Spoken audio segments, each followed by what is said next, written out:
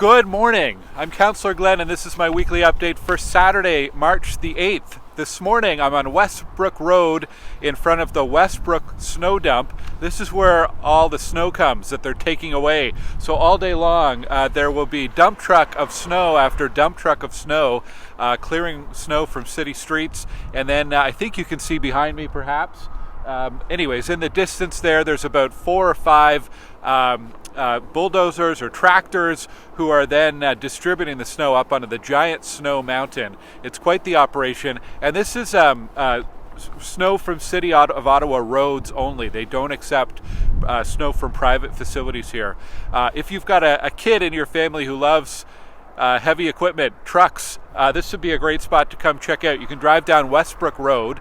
It's off of Carp Road, just a bit before the highway, and you could park along the side and look out the windows and watch this incredible operation. We've had a lot of snow, haven't we? Westbrook actually is not in Stittsville. Westbrook Road is part of West Carleton. Everything west of Carp Road in this part of the community is part of West Carleton. Everything east is part of Stittsville. Anyhow, today is March 8th. Today is International Women's Day. And so I wanted to send out greetings to everyone on International Women's Day. I was fortunate enough to attend 2 Women's Day events this week. On Thursday, I was in Canada North for Councillor Kathy Curry's Women's Day breakfast. And yesterday I was at City Hall for a Women's Day breakfast organized by the Mayor and Councillor Ariel Troster. Both of them excellent events to celebrate women and leadership.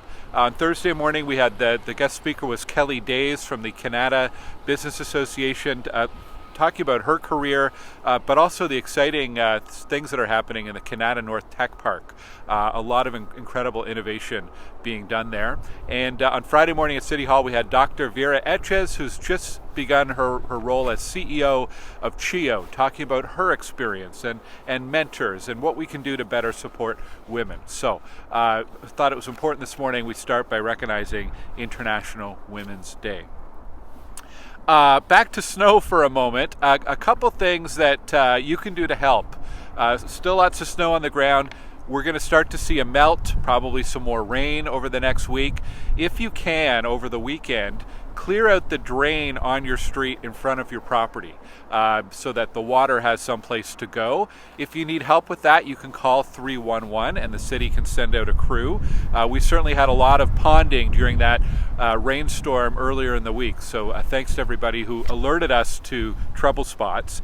The other one is we're seeing a lot of potholes. Potholes all over the place.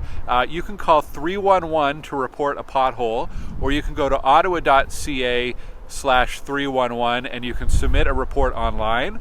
I find that's a little bit easier to do for potholes because they have a whole template of information that you can enter, so you can be very specific about that pothole, and then you get a record of it as well, a service request number that will help track the progress there. And there was a pothole, speaking of potholes, there was a bad one over on the Carp Road off-ramp from the 417 coming into Stittsville. That's a Ministry of Transportation, a provincial responsibility. I saw that they were doing some emergency repairs yesterday at that off-ramp, so maybe that's been fixed by now, and thank you to everyone who reported it to the ministry. Speaking of Carp Road, that was one of the things I did this week. I was at a Carp Road workshop. We're getting close to construction on Carp Road, so the design team is making some final adjustments to the design. The original design was done a decade ago, and things have changed in our community. So making sure that the design is safe, making sure that it has the capacity for the current requirements, trying to minimize the amount of property that needs to be taken as well. So there's some land on both sides of the expansion that would need to be acquired from the landowners. So just trying to make the project as efficient as possible and as fast to construct as possible too. I'll have more on that in the next few months. We're going to be doing a meeting just to bring everybody up to speed. So stay tuned on Carp Road.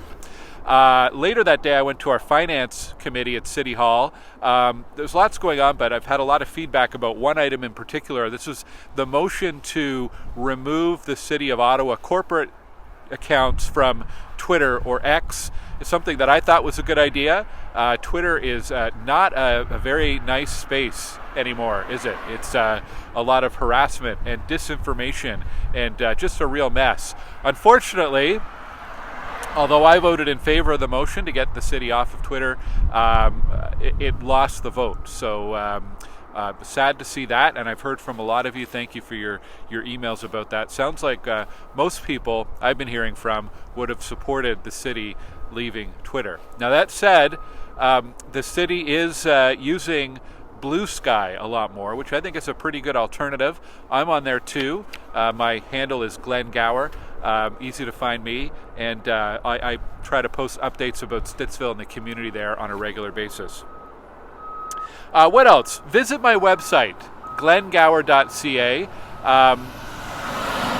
We post information almost every day on my website about what's happening in the community and what's happening in the city.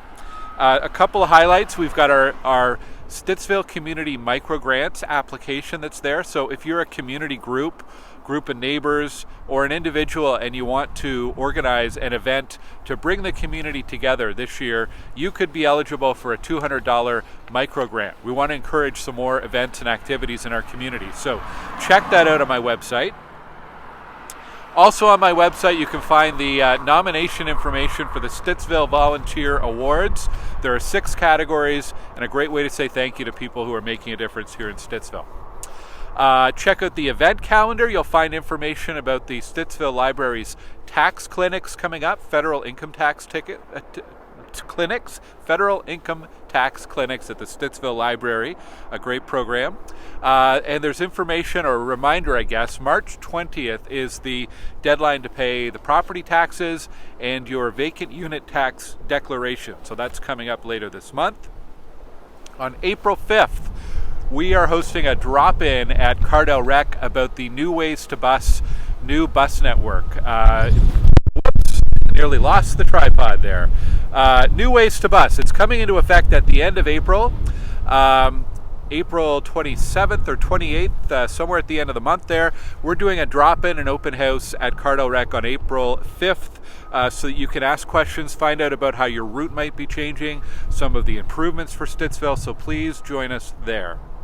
And finally, there's a lot going on right now in Canada and the U.S. And 2 things. First, a reminder to support Canadian and support local businesses here in Stittsville.